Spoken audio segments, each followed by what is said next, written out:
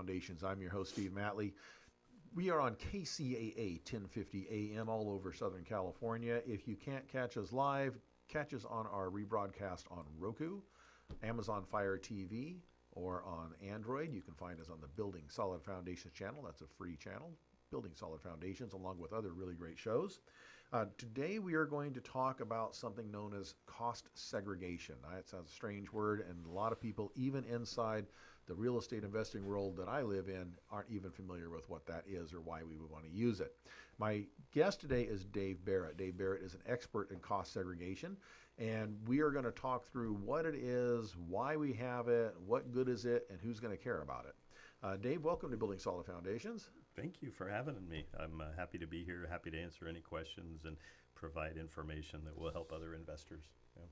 So Dave, actually, I met at the originally the Ventura County Real Estate Investor Association, and then the following evening is always the Los Angeles County Real Estate Investor Association.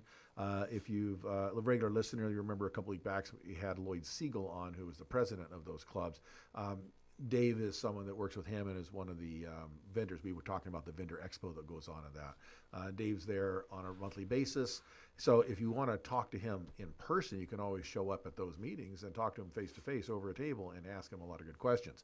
Right now, you're probably not sure if you even know what it is enough to ask questions. By the end of the broadcast, maybe you'll want to know. So Dave, let's first get into the application of cost segregation. What is it for? This comes out of people that are doing like 1031 exchanges or self-directed IRA purchases, or what? Who's going to care? And anyone that has an income property would care, as long as you don't, put your head on your pillow in that property at night. You're getting some kind of income from that property. It could be where you have your business. It could be a duplex, a single-family home rental. As long as it's an income property, you could do this strategy. Okay, so now if you have a duplex, triplex, something like that, but you live in one of the units, is that income property or is that your residence? You could cost segregate the income units, but not the one you live in. And that's part of the segregating. Yeah. We're breaking things out. Exactly. What's an investment and what's my house? Exactly. Yeah. Okay. Segregation is just a fancy word for separating and identifying, and we provide values to those components that we segregate or separate out. Okay, so the most basic form of segregation is segregating residential property from investment property or income property, but it's really more than that. Once you own a piece of property, segregation has to do with depreciation, right? Okay, so let's talk about from a real estate investment standpoint, the value of depreciation. Sure. There's two main periods of time for the structural components of income properties. There's either 39-year or there's 27.5-year. And that's for the structural components that cannot be accelerated for depreciation deductions. 39-year property would be like any retail property, office building, motel. By the way, a red flag for people with short-term rentals is a short-term rental is considered by the tax code to be like a motel because you're getting weekly or nightly rent. It's transient occupancy. Yeah, yes. So they have to be depreciated over 39 years. Okay. Now, if you have a monthly rental where people are paying monthly rent where they live, that's 27.5 years. Okay. For a monthly rental, yeah. Okay. And generally, short-term rentals are defined as you're renting for less than 30-day increments at a time for the most part. I'm not a tax professional. I know just enough, but there's But something about the even days, for short-term rental laws.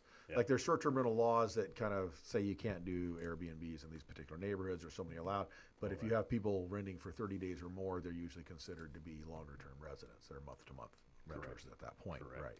Right. Yeah. And so that is a important delineator in looking at different types of properties. Mm-hmm. Now, depreciation itself, for people that aren't familiar with it, because we have a lot of listeners with a lot of different backgrounds, and I would imagine that many of them never took accounting classes, and if they did, they probably slept through most of them. But so, I'd say I did very good at accounting, but it was nothing I wanted to do for a living. I excelled at it. My teacher was saying, "Hey, you should become a CPA. You're really good at this." And I'm thinking, I think I might slip my wrist if I did that every day. But I appreciate knowing it. And yes, I've used a lot of it in my career. Right. But for depreciation is where you can take the value of an asset, a house, a building, because they tend to decay and fall apart over time. And while the real estate may increase in value, the physical structure will decrease in value because appliances break, mechanical systems break, foundations settle, roofs begin to leak. Tear. Yeah, windows crack, whatever, right? All the different things. And if you're a homeowner, you know that you're always at the home center buying something and fixing something. It's a constant maintenance. Homes are high maintenance. That means the value of the physical built structure will devalue. It has to be repaired and fixed. That is separate from the dirt it's sitting on. And in most places, not always, if you're probably in the extreme north end of North Dakota, it may not appreciate so much. If you're in Flint, Michigan, it's not going to appreciate much. But if in most places, Southern California, in the more populated areas, Texas, Florida, Arizona, Utah, any of those kind of Washington, those areas, you're going to see appreciation because of the dirt, the real estate, with or without a decent building on them. So that's why we're trying to break that out. So the building itself can be depreciated, and what that means is if it's income property, because that's a business, the value of it becomes less, and therefore you can take that. Those are expenses you're going to have to recur to put that back again at some point, whether it's repairing a roof or fixing a foundation or redoing the windows or whatever you're going to have to do, recarpeting. And so they allow you as a business to take that off systematically as business expenses, and it's called depreciation. Yeah. Same thing with cars and those type of things, but we're specifically talking about buildings here. Yep. All right, so I just wanted to get that out of the way, only because we have people out there that may or may not know what that is. Yeah. And I'm always conscious that our audience comes from all different backgrounds. Yeah. And there's always people maybe tuning in their cars, they're driving, they're going, what is he talking about? Yeah, it's a really good non-cash deduction. And there's only two ways to depreciate real estate. There's the straight line method where you take, let's say, I'll just do Ventura County, Oxnard, whatever. You bought a $1.5 million quadplex, whatever. You have to take out the land because it's not depreciated. Let's just say it's a third. So $1.5 million property, take out $500,000 for land. What's left is $1 million that you could depreciate on that structure. And it's either 27 or 39 years, depending on what type of structure it is. So you can divide that $1 million by 39 years or by 27 and a half, again, depending on what structure it is. That gives you a 2.5 to 3.5% deduction. If you divide 1 by 27 or 1 by 39, you're looking at 2.5 or 3.5%, maybe 4. Right. Cost segregation, every study that I've done for this company, I see very rarely less than 20% of that building can be accelerated as a depreciation. Okay. So in that same $1 million building where you could get 2 or 3% for an annual deduction, there is an opportunity to take a one-time, and I would say in that structure, probably $200,000 non-cash deduction. It could be more, but that's kind of the bottoms. 20% to 25% is fairly common. But that's $200,000 that someone could apply as a non-cash deduction against their income tax. In a 30% tax bracket, that could defer nearly $70,000 of federal income tax.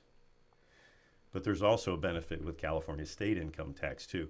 Now, California state does not recognize bonus. They don't let all the 5-year components and the 15-year components to be accelerated right away, like federal, but you still get those 5-year items over 5 years for California state law. You still get those 15-year items depreciated faster over 15 years.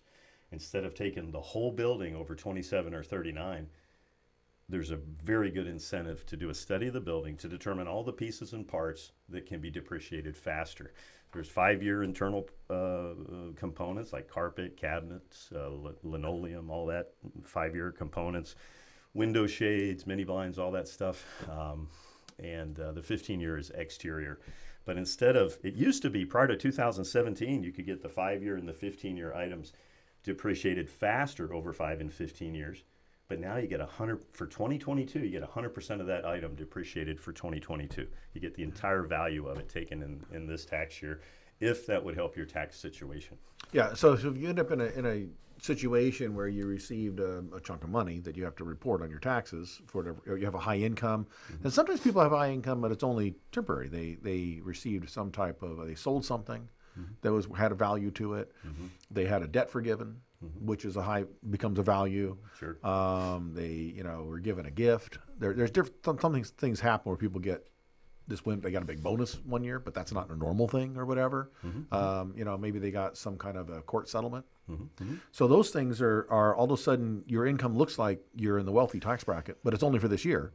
And you're going to end up giving all that away, and you're really not in that bracket. So the depreciation can help reduce the amount of tax you owe and help. And if you are in the real estate world, that happens. Sometimes you'll sell a property and get kind of a windfall out of that, but you've got these other properties that have ongoing expenses. And so if you can accelerate in that year, then you can deduct how much of that income is going to be taxed, and preserve some of that, because you're going to need it down the road, and you're not in a position where that's your normal annual income. You're not making $500,000 every year. Right. You just happen to make it this year because you sold something, and you got to do something with that money. And the depreciation, what he's talking about with 5-year, 15-year, the IRS puts a list out of what things are worth and what their life span is going to be. And they say, okay, carpet's 5 years because most carpets you're going to replace in 5 years if you own a rental. In between tenants or because of wear and tear. Cabinets are going to last longer. Flooring's going to last really long. Roofing's going to have a certain lifespan. And so that's what we're referring to. And so accelerating it means you can take out the amount a little faster than you normally would. We're going to take a short break. When we come back, we're going to get deeper into the weeds here on what cost segregation is and why that's important to you on Building Solid Foundations. Our guest is Dave Barrett. He is a cost segregation specialist. We'll be right back on Building Solid Foundations.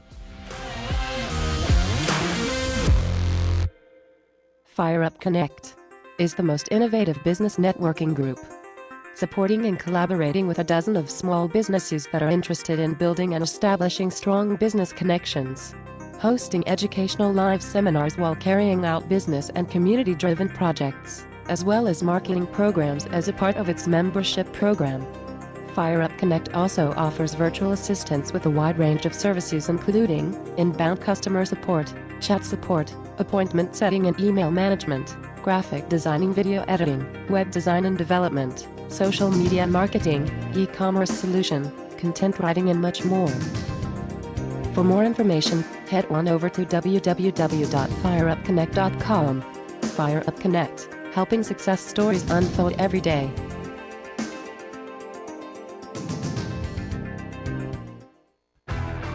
Real Men of Real Estate. Men of Real Estate radio show here on KCAA. Most mortgages can be purchased. All of us want to live in thriving communities. Basically, go to the radio station, KCAA radio.com. You can find us on your dial at 102.3 FM, 1050 AM, as well as 106.5 FM.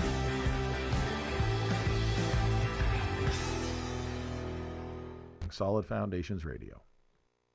Hi, this is Jim McLaughlin with Effective Action Consulting, and I've been a member of FireUp Connect for, probably 3 years now. And what I really like about FireUp Connect is the unique model that we go through, that we follow, the agenda, so to speak, in the meeting that really has us get engaged and involved with each other in the meetings. It's not that we're individuals, it's that we're all really working together to better ourselves, our businesses, and the community through the projects that we work on. So I'm really grateful to have the opportunity to network with people in this environment, and it's really impacted my business in a big way. So take a look.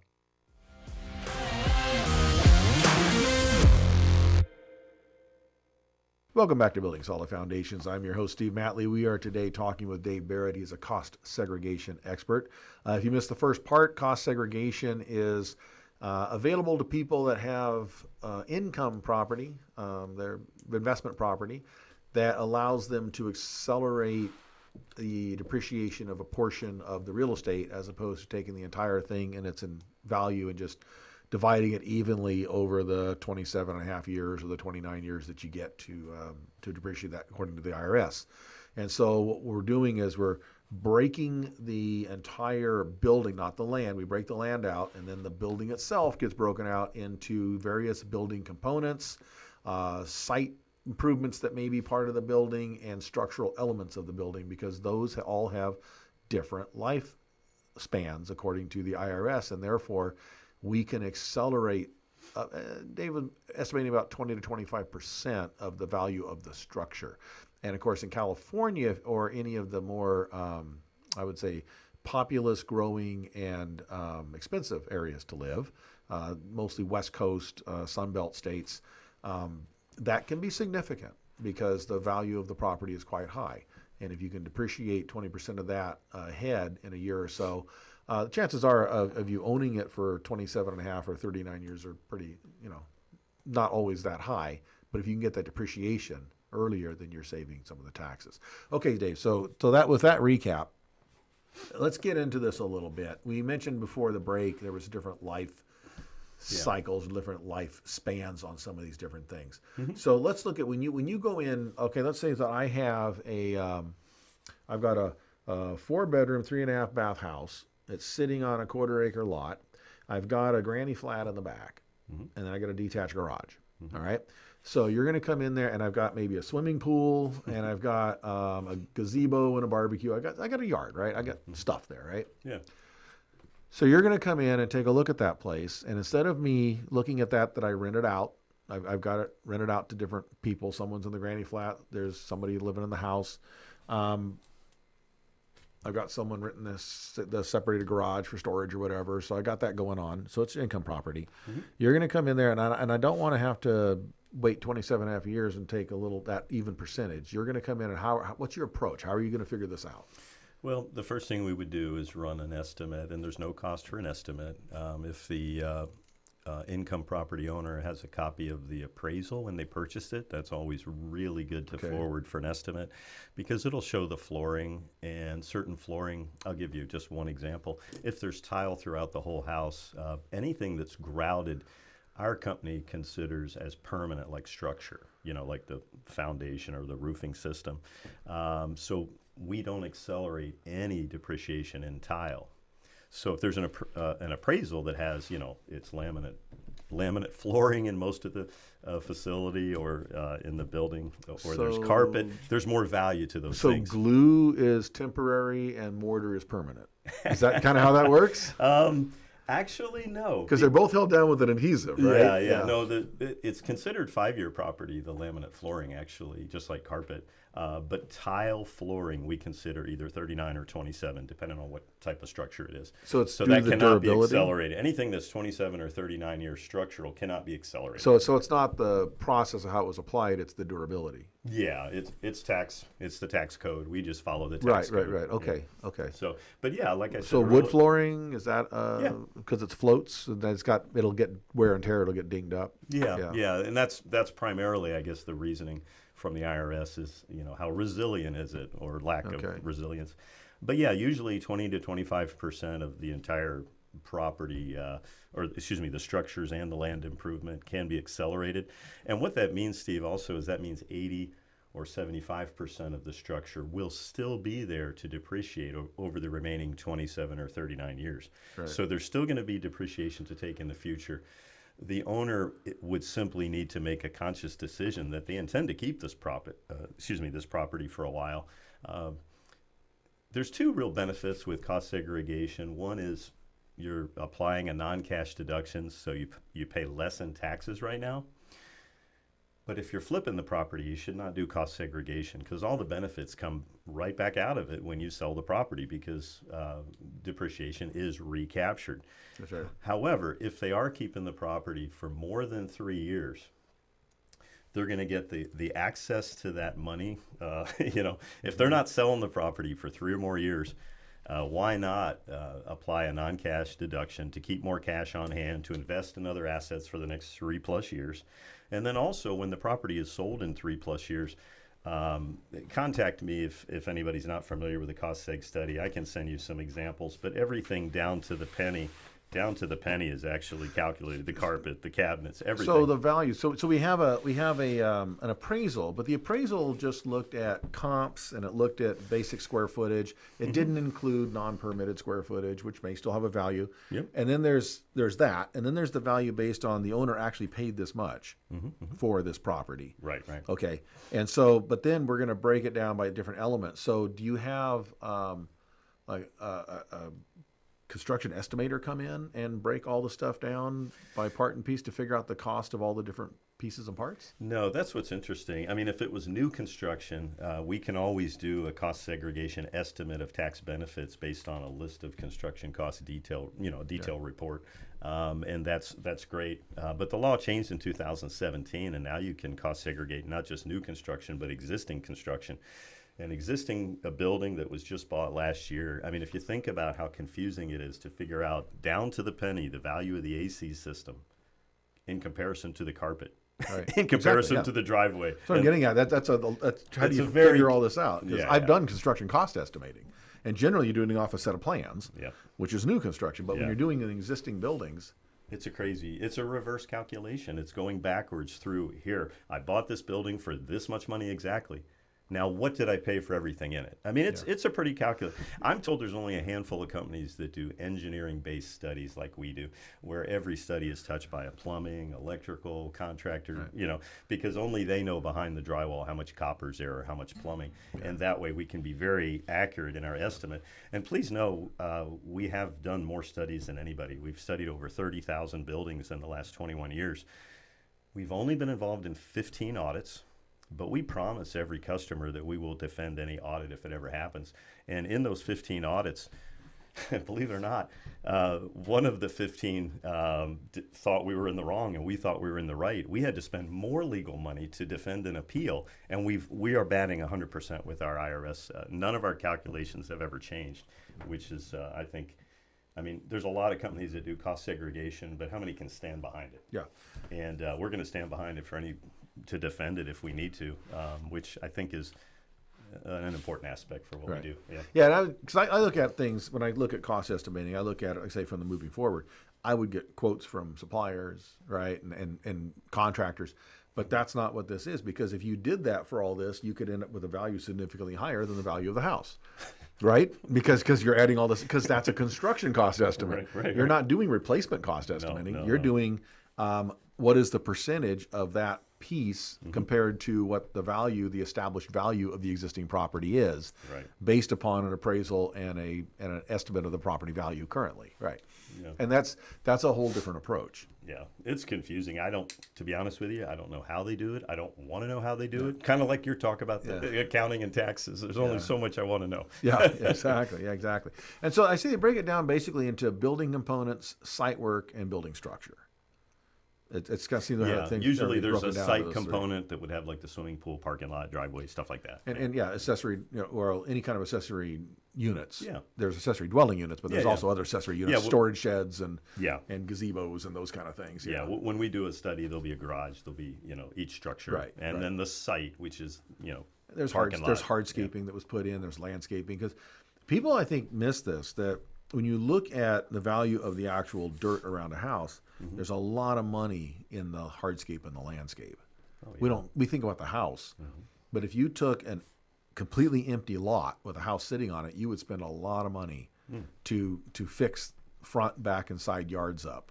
Put drainage in, Landscaping, irrigation, fencing, sidewalks, yep. pavers, patios, Everything. Yeah, shade covers, dog runs, fencing, flowers, trees, all the stuff. Sure. It's actually quite a lot of money. So there is a value to all that as well, and that is that's part of the value of the total property. Building structure, I assume, is going to be the shell. It's going to be the shell, the foundation, the shell, and the roof. That's the envelope. Yeah, one way you could look at it is, what's called 15-year property is everything outside the building, the parking lot, all that stuff, landscaping. 5-year property would be anything inside that's kind of like decor. I mean, if you could picture just a building that just had walls only, most of that would be structural components. The 80% you cannot accelerate. Right. Okay. And so that's basically from the drywall and stucco in is what that is, right? Yeah. And then the flooring, whatever, the if it's tile flooring, but if it's carpet or something, it's not. And then the building components are going to be finishes. Okay, so now how about things like plumbing and lighting fixtures? Yeah, specialty plumbing, specialty lighting. Yeah, some people run extra electrical to their garage for a second refrigerator. I mean, all of that is calculated. Okay, is it really? Yeah, Okay. So, and then extra appliances like garage door openers and that kind of stuff too. Yep. Okay. A fireplace. Yeah. Okay. Okay. And then any special finishes that you put in there, maybe Window treatments, mini blinds, canopies. Okay. Okay. So it really gets down to the nitty gritty, and what's not going to be included would be what's considered furnishings. Yeah. Okay. All right. We're going to take another short break. When we come back, we're going to continue our conversation about cost segregation, how it affects depreciation for income property, and why it may be important to you. Our guest today is Dave Barrett. He's a cost segregation specialist with Cost Segregation Services, Inc., CSSI. I'm your host, Steve Matley, on Building Solid Foundations. We'll be right back after this short break. Fire Up Connect is the most innovative business networking group, supporting and collaborating with a dozen of small businesses that are interested in building and establishing strong business connections, hosting educational live seminars while carrying out business and community-driven projects, as well as marketing programs as a part of its membership program. Fire Up Connect also offers virtual assistance with a wide range of services including inbound customer support, chat support, appointment setting and email management, graphic designing, video editing, web design and development, social media marketing, e-commerce solution, content writing and much more. For more information, head on over to www.fireupconnect.com. Fire Up Connect, helping success stories unfold every day.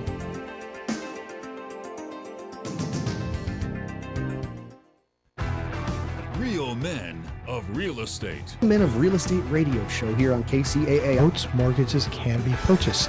All of us want to live in thriving communities. Basically, go to the radio station KCAA radio.com. You can find us on your dial at 102.3 FM, 1050 AM, as well as 106.5 FM. Solid Foundations Radio.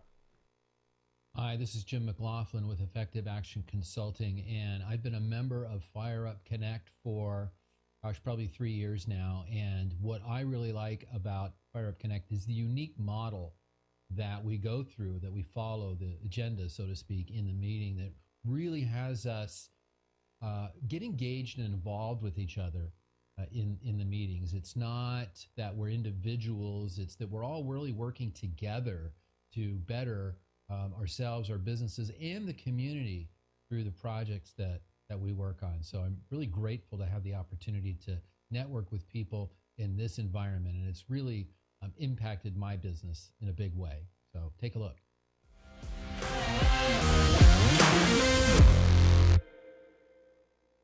Welcome back to Building Solid Foundations. I'm your host, Steve Matley. We are talking cost segregation with Dave Barrett from Cost Segregation Services Incorporated. By the way, if you want to contact him, cdbarrett1@gmail.com. CD as like a CD like we used to use for music. Now, anybody that's under the age of 25 doesn't know what a CD is, but CD, and then Barrett, BARRETT, the number 1, cdbarrett1@gmail.com.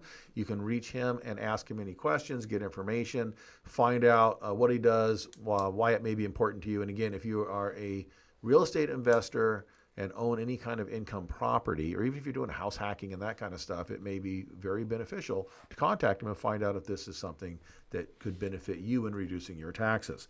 All right, Dave, so let's get into a couple of other things here. Now, you mentioned there's potential to offset both passive and active income. Let's talk about what that means and how that works. Okay. And as I mentioned earlier, I'm not a tax professional. Our company put on CPE courses this year and had over 800 CPAs get 1.5 hours. And they asked all these questions. And it's not me that runs that, but I can. Okay. So before you start, let's do the quick disclaimer here, just so everybody, because I hesitate to do them, but we have to. And it is, we are not CPAs, attorneys, legislators, or any of that kind of stuff. So if you are involved in any of this kind of stuff and you want to apply any of this stuff, go talk to your professionals. I always encourage people to find the professional that knows what they're doing, whether that is an attorney, whether that's a CPA, whether that's a tax advisor, a financial advisor, some kind of other specialist. Find someone that knows what they're talking about and talk with them. to find out, does it apply to you? Someone like Dave can talk to you as a specialist about how cost segregation work and where it's generally applied. You need to find out if it works for your specific situation. Exactly. All right, go ahead. Yeah, anytime I run an estimate, I always say, you've got to talk to your tax professional about this, and we'll handle any questions. But we don't know their tax situation to know if they can really apply these pretty large deductions. And everybody's got a different situation. Exactly. Right. Exactly. So, what we talked about a little earlier, this is a non-cash deduction that can offset rental income, passive rental income. But there are situations where you can apply this to active income. If you're a real estate professional and you're making large commissions selling properties, you could buy a property in December, do a cost segregation study, and still be able to capture that large deduction for the next tax year when you could really appreciate it. So let's define active versus passive income, just for people out there that may or may not know. Okay, so the passive income is just you own the property and the rents come in, right? Okay. The active income would be you are in a business to do this on a regular basis and you have business expenses for doing this. Is that correct? Well, yeah, you can't use a cost segregation deduction against W-2 income. However, there is an opportunity called economic grouping. If you own a company and that company, and there's certain, you have to talk to your tax professional, and I can send you emails about this too, but basically there's certain criteria. If there's like a dental office, and the dental practice is owned by the same percentage ownership as the building that the dentist is doing practice in, supposedly you can economically group the dental practice with the dental building, and then the passive deductions for real estate can be applied against the active income. But you have to which is the income generated by the dentist office, by doing teeth cleaning and drilling and all that kind of stuff. But you have to declare it the first year you buy the building. You can't declare it later. There's some certain criteria. So there's a window of opportunity that disappears pretty quickly. Yeah, if a doctor, a dentist, memory care, convalescent home, whatever, if they buy a building in a certain tax year, when they file the taxes next year, they would want to economically group the business with the building, and then they can apply the passive losses against the active income. And that makes sense because the first year would be when your highest expenses are anyways on the building, right? So you'd want to, you'd probably want to get as much of a tax break. You also have big expenses. Moving, setting everything up, you'd want to offset as much as you can because you want to preserve as much capital as you have to setting the building up, putting all the equipment in. It takes money to even if you have an existing practice and moving it somewhere. Yeah. And we do studies where we can actually take, let's say the dentist, he has most of the building, but he rents out a couple suites to tenants. We can actually do a study where we separate the benefits for active to be used against his active income and then the passive against the rental income. So that means this can be applied to other businesses as well. It's not just dentist or medical. If I run an auto body shop and I own the building, we're actually sitting in a studio that is the building and the studio are owned by one and the same person. It's an industrial condo, right? So that would be the same thing. There's a business operating that's owned by the same person. There's a lot of examples of that, tow yards and all kinds of stuff where people own the real estate and they own the business too, as opposed to leasing it from someone else. Exactly. If I ran my own business and I had a building that was associated with it, the year I bought that building, I would definitely talk to my tax professional about economic grouping if it applies. My understanding is if the percentage ownership of the business and the building are the same, it could be done. Along with some other questions that your tax pro can walk you through. But if you can apply these large deductions against active income, this is huge. Right. Yeah. Okay, so, and again, that's where you want to talk to your CPA, you want to do good tax planning. You got to make sure that it's worthwhile because if you ended up and you did this in your first year, but you didn't have a lot of business income, then there's really nothing to offset, and that doesn't apply to you then. Exactly. So there's no sense in paying money to get it done. Right. Yeah. So we want to be very aware of your situation. I see this being most viable, I would think, for an existing business with an ongoing clientele that's already making a profit that's moving to a new facility. Yeah. And instead of leasing, they're going to buy their own facility, and they would have business income profitable business income the year that they moved into the new building that they own, and it would be a great way to offset those costs. Yeah, we can always create paper write-offs, but Yeah. you've got to have the income where it makes sense. Somebody starting out with real estate, this might not be the best thing until they've established themselves, got a number of properties, has a lot of income coming in. Right. Because you can buy a property, like I said, in December, accelerate the depreciation for 100, 200 grand of losses, apply it against all the other rental income, and as long as you're keeping the property over 3 years, you'll get an interest-free loan from the IRS for 3+ years. And whenever you resell that property and all the depreciation is recaptured, your CPA should be able to look at that carpet that we valued 3 years ago as 40 grand and make it now 28,000 or something. We can help them with that. We Right. guide CPAs through this all the time. So it becomes tax deferment the year you do the study, but it becomes more tax savings the longer you keep the property, if you follow my logic. Yeah. Okay, yeah. Well, again, we took the big deduction up front, but we still have the balance of the building to depreciate over time. Oh, yeah. Right. And here's the thing. I know a lot of people that become real estate investors, and they're small players, and because you've been in real estate associations, and a lot of your real estate investors, they're not the big rich person that owns everything in town. They're not the big corporation. Yeah. They're just people like you, me, and everybody else that happen to take some money and buy something. Maybe the house they used to live in, they now rent out. Yeah. And so a lot of the landlords out there, the property owners, are not big wealthy people, and because of that, they probably have another job or line of business they do, and real estate's one of those things they have as an extra income. And they may not even be aware of depreciation being something they can do, let alone cost segregation. Yeah. Because nobody's ever told them, they never occurred to them that they Yeah. could do it. All they know is that they just rent the house out, and then, they don't think about, okay, well, if I have to replace the water heater, then I can deduct that. But they haven't really thought about depreciation. Yeah. It's only been around for 20-some years. I mean, the founder of our company, he was involved in the very first case. It was Columbia Hospitals, and they had like a huge tax bill. And I don't think he said something like this, but it came down to, why do I depreciate a carpet over 39 years in the hospital when it lasts 5? Right. So the ability to then depreciate things faster became tax law. And the founder of our company, just a really wonderful gentleman, saw the opportunity for this to not just help big hospitals, but anybody with real estate. I mean, even a condominium I studied in Simi Valley a couple months ago, 25% of that condominium was able to be accelerated for depreciation. I mean, it's a really good deduction if it can help you, and you should definitely talk to your tax professional and investigate it if you're keeping the property over 3 years. Yeah, and if in your first year, that means you purchase the property, there's a good chance you had to come up with a down payment. Right. So there's money out of pocket. And if that depreciated, so if 20%, that's probably what you came up with as a down payment. So if I can write 20% of that off and save that on my taxes, Yeah.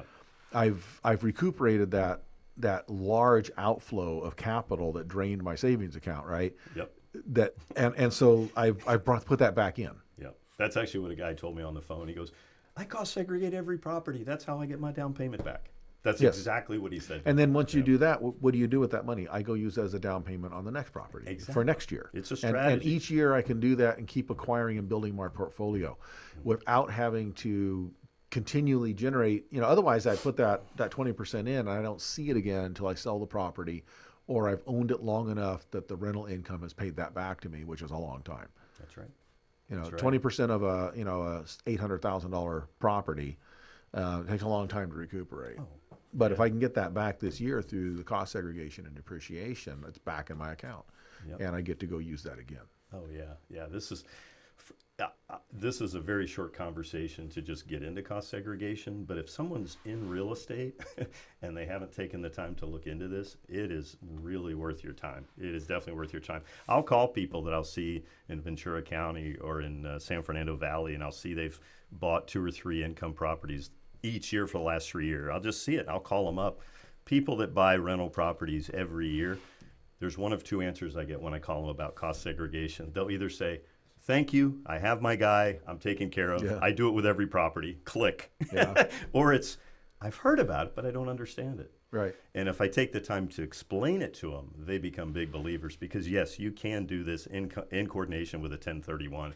and defer a lot of taxes. Yeah, absolutely. We're going to take another short break. When we come back, we're going to finish up our conversation with Dave Barrett. He's with Cost Segregation Services, Inc. You can contact him at cdbarrett1, CDBARRETT, number 1, at gmail.com.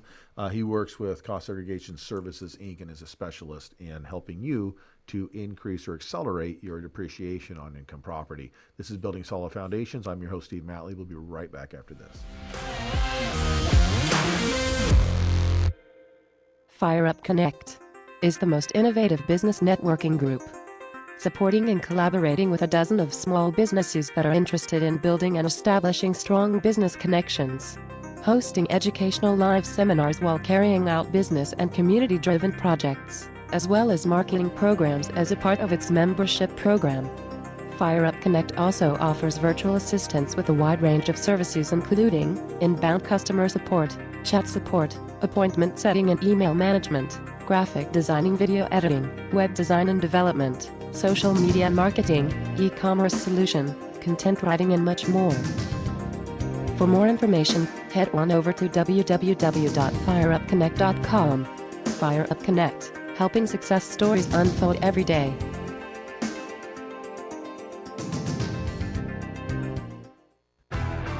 Real men of real estate. Men of Real Estate radio show here on KCAA. Notes, mortgages can be purchased.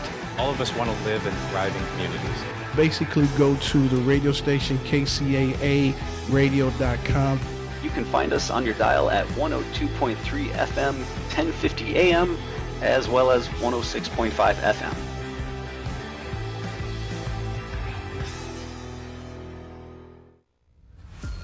This is Steve Matley. Join me every Thursday at 3 p.m. right here on KCAA for Building Solid Foundations radio talk show.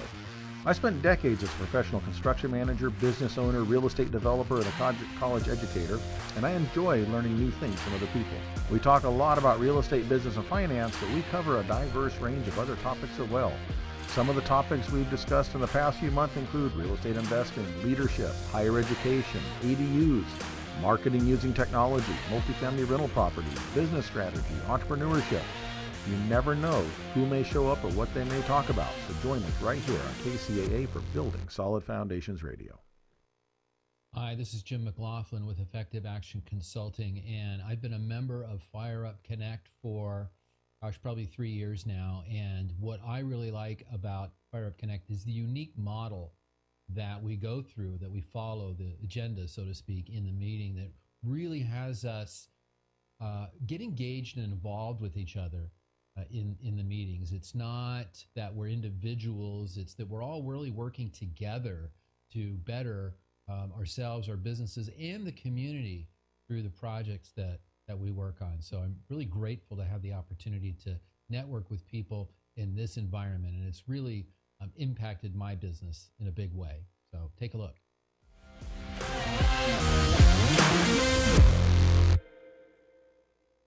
Welcome back to Building Solid Foundations. I'm your host, Steve Matley. We are talking today cost segregation with Dave Barrett from Cost Segregation Services Incorporated. He is an expert in cost segregation and depreciation. So, Dave, during the break, we were talking about 2014 IRS repair regulations that came out and made a big difference that could have an enormous benefit to people. So let's talk through that and what significance that has. Sure.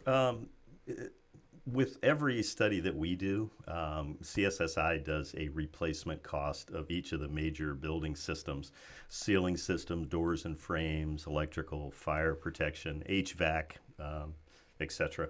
So we have the replacement cost. Now, prior to 2014, the IRS had never really clarified the ruling of what to expense and what to capitalize. Okay, so let's stop there and define that for our listeners. So talk about what's expense versus capitalized. Okay, thank you. Yeah, expense, it means, I spent some money this year doing something on the property. I'm going to write it off this year. That's an expense. That's I bought something, I have a receipt. I'm going to take it as a deduction. Yep. And capitalizing means? Yeah, an expense is taken this year. Capitalized means I spent maybe more money doing something that my CPA now believes needs to be taken over 27 or 39 years. It becomes part of the depreciable basis. Okay, and so that becomes basically something I bought versus a capital asset. Correct. Okay. Correct. All right. So I just wanted to clarify that for any of our listeners that didn't know what that meant. Okay. Yeah. So that becomes an improvement going forward. Finally, the IRS clarified the difference between when it can be capitalized and when it would need to be expensed. And by the way, this is not a suggestion. This is law. Okay. So when we say, let's say that the HVAC system is valued at, whatever with this large commercial property, here's what they define. The IRS defined that if you're spending less than 30 or 40% and you're repairing or renovating a building system, it can be expensed. So, for example, with our study, if the HVAC system, the replacement cost is $70,000. If you spend less than 30%, it's 40%, I think, with the roofing. It's 30% with the other items. The IRS was not, as you can imagine, extremely clear on this, right. But still 30 or 40% on. See, what happened in the past is anything really expensive, the CPAs would just capitalize it to protect themselves. Let's not take it as a write-off this year. Let's take it over 39 or 27. Anything that creates a red flag to get audited and have a problem. That's right.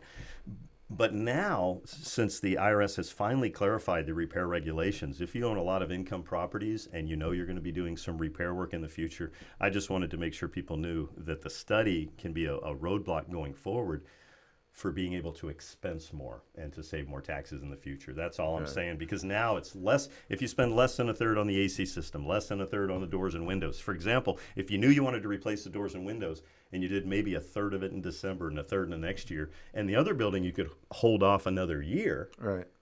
You could expense it all, maybe.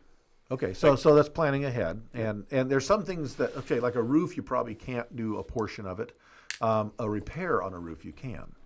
But an entire roof probably has to get done all at once. But you can repair portions of a roof. Well, here's what's interesting. The roofing system includes insulation, the planking, the felt, the shingles or the membrane. So if somebody's just doing a membrane or a shingle replacement, that usually can be expensed. Oh, because 40% of it can be spent. So so we're keeping the roof structure itself in place. Right. If we're even reusing flashing and that kind of stuff. So okay, and a lot of times roofing here in California. Unlike a lot of the rest of the country, California we use a lot of tile roofs.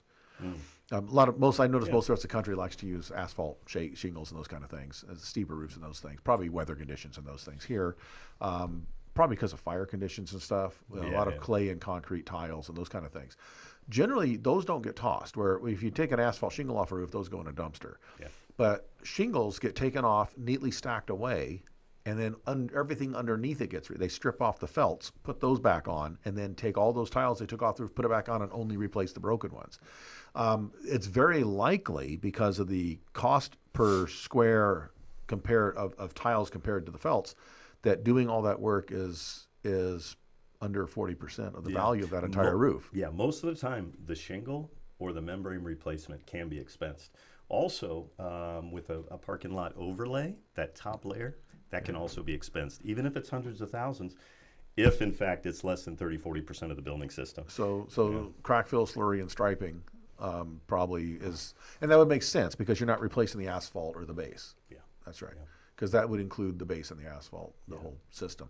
And so that's an important thing when you get to high cost items. You mentioned HVAC. If you've got a commercial building with a 4-pipe system and you've got to replace a major mechanical component, well, that's a huge expense. But when you compare it to the entire system with all the pipes and the different pieces of equipment and the all the VAVs and everything, that may be only 30% of the value of the entire system. That's right. That's right. If I could take this one step further very quickly, there's also something known as a partial asset disposition called a PAD. And if somebody buys a property in one calendar year that's in service, they have tenants or someone paying them rent one calendar year, and if they can hold off on doing any renovation work till January 1st of the next year, as long as it was in service in the previous tax year, and they do, most of the time with multifamily, it's tearing out the carpet, replacing carpet, cabinets, linoleum, all that stuff. Here's what people miss. CPAs tell me they miss this all the time because real estate investors do it without consulting with them. Right. But what people need to know is if they're going to do a big renovation, they should wait till January 1st, try to get it in service with somebody paying rent the previous tax year. That's right. And then start the renovation the next year, because here's what they can do. If they study the original building, we're going to know the value of all the carpet, the linoleum, everything. When it goes in the trash, that's also a repair regulation expense deduction that they forget to take. Okay. And then we can also estimate the accelerated depreciation of the new cabinets and carpet going in. But people miss that. And also, if you're going to have somebody do a lot of repair work, you should have them break down the demolition from the new stuff going in, because you can also write off the labor of the demolition. And everything going in the dumpster that day is 20 grand, 30 grand that we would stand behind as a repair regulation if you ask us to do that for a renovation property. Interesting. A little tricky to do that, get your tenant in and then tear everything up, but maybe well worth it if you can figure it out. Yeah, Yes. if you can get it in service, that's the key. That's key. Okay. Yeah. All right, so we're going to wrap this conversation up. We're almost out of time here. We've been talking to Dave Barrett with Cost Segregation Services, Inc. You can contact him at cdbarrett1@gmail.com, CDBARRETT, the number 1 at gmail.com. Yeah, but ask any questions about cost segregation, depreciation. He can help you out with that, especially if you're any kind of a real estate investor or have any kind of income property anywhere. It may be something that benefits you. Even if you're not sure, talk with him and then talk with your CPA and find out if this is something for you. This is Building Solid Foundations. I'm your host, Steve Matley. Don't forget to catch us every single week, Thursdays, 3 p.m., KCAA Radio, all over Southern California. Afterwards, you can catch us on Roku, Amazon Fire, or Android on the Building Solid Foundation app. I'm your host, Steve Matley. This is Building Solid Foundations, and we will see you next week. And until then, go do something different.